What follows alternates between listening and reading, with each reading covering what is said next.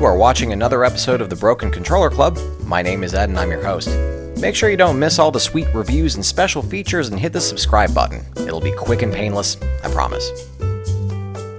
I've looked at a few of the reviews online for Streets of Rage 4 and I'm not really surprised at what I see, but just like Uncle Phil catching Will and Carlton in the middle of some shenanigans, I'm still disappointed. It would appear that some critics wanted some sort of evolution in gameplay for the series, and to me that's disappointing because that was never the point of this game. I mean, I could tell that from the first couple trailers I saw, and I think I'm a pretty obtuse guy. This game is for fans of the originals that wanted the same style game, played online or on the couch with some friends, just with a new coat of paint and some new characters, maybe some new moves. They didn't want some meta XP system or skill trees or season pass super extra deluxe edition DLC upgrade bullshit. They just want to play another Streets of Rage again.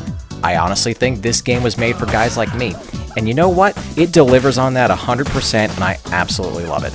This game belongs in your collection with your Genesis Mini or whichever Genesis collection you've got on your consoles. I'm going to start with the graphics because that's obviously what you'll notice the most from the start. The art style is awesome. They went for hand-drawn graphics instead of going for the pixelated retro look like so many other smaller developers. The animation looks great, and true to its 16-bit roots, the animations match the original games, they're just hand-drawn this time. The characters walking, jumping, attacking, and every other animation they do snaps into whatever change you're making perfectly. They didn't go for any sort of realism in the animation, they just went for style. The graphics are bright, they're colorful, and everybody looks great. The lighting effects for everybody's specials stand out as well. The backgrounds look beautiful now that they've got so much more detail in them. Personally, I always enjoyed looking at everything in the background as I played the original games, and it's no different here. Over the course of the game, you'll see lots of new backdrops for the action, including jails, the city streets, police station, bars, and the like. I have to admit that I was disappointed that there weren't any beach levels, or back in the old games there was an amusement park and baseball stadium, and I thought those were a refreshing change from the dirty streets and alleys. Also, has this city ever been clean? Story-wise, there's not all that much here other than another bad guy group called the Children of Y have taken over in Mr. X's place, and our heroes have decided to get the band back together to pummel the hell out of everybody, on foot, because they wouldn't have it any other way, to save the city once again.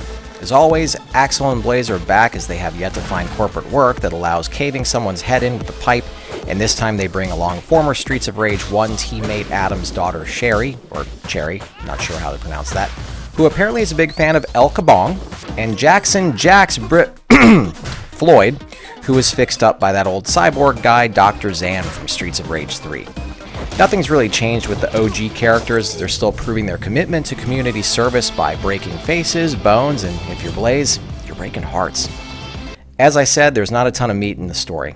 The previous games just moved you from one stage to the next stage, and you didn't even want for anything in between.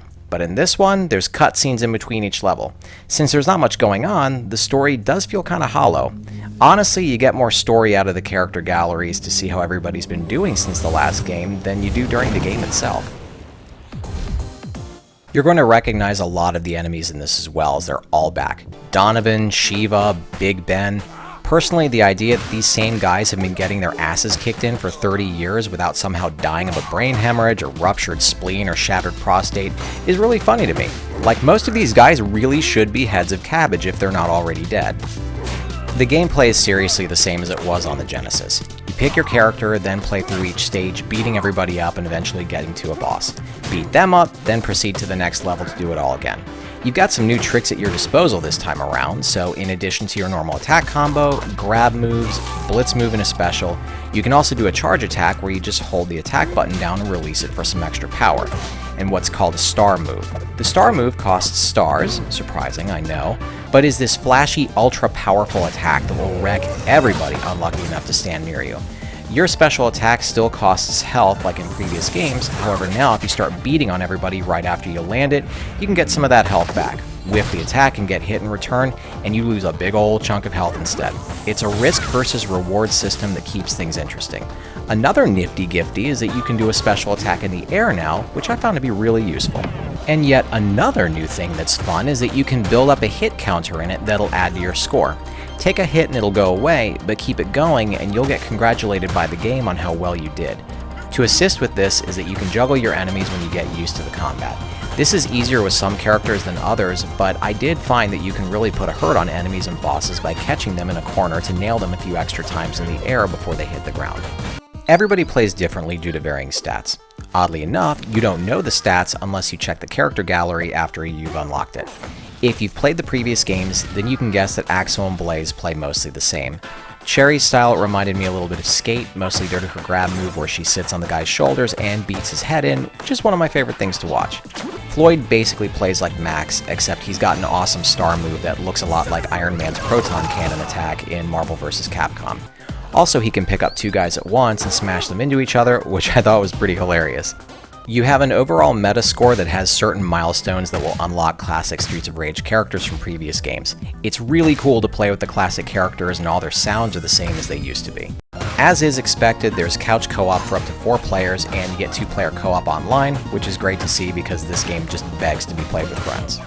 You've also got an arcade mode where you have to make it as far as you can on one life, a boss rush, which personally I always have fun playing, and a battle mode that lets you fight your friends and possibly leads to a brawl in real life. But take it from me, if you get into a real fight, then play dead and your assailant will eventually leave you alone. You've been given 12 pairs of ribs for a reason, they can't kick in all of them before the cops arrive. And if you do end up in the emergency room and give them the coupon code Broken Controller, they'll ask you what the f that is, sedate you, and you can sleep right through the whole ordeal. There's really only a couple things I'm disappointed with in this, and that's my story gripes that I have along with the music. When the music's good, it's really, really good, and it's on par with the first 2 games and will stick in your head.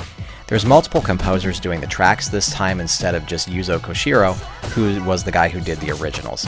His tracks are right up there with the original games, and you'll actually be able to tell when it's his songs as opposed to anybody else's on this soundtrack. At worst, the music just doesn't really fit with the level it's in, and it's just kinda meh.